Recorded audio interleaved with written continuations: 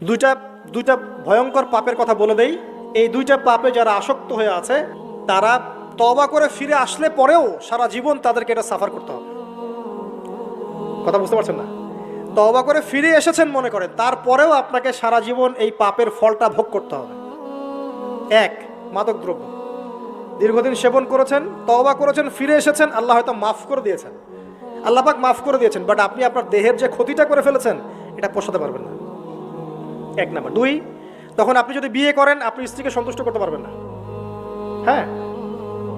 দুই নাম্বার হচ্ছে এই যে গোপনে যুবকরা যে পাপটা করে, মাস্টারবেশন, যেটাকে আমরা বলি হস্তমৈথুন, এই পাপ যেসব যুবকরা করছে বা করে, এবং অ্যাভেলেবেল এই পাপটা সবাই করে, কারণ এখন পর্নের যুগ, পর্ন দেখলে তো আর কোনো উপায় নাই, তখন তো এই পথেই যেতে হচ্ছে, নিজের উপরে নিজেকে জুলুম করতে হচ্ছে।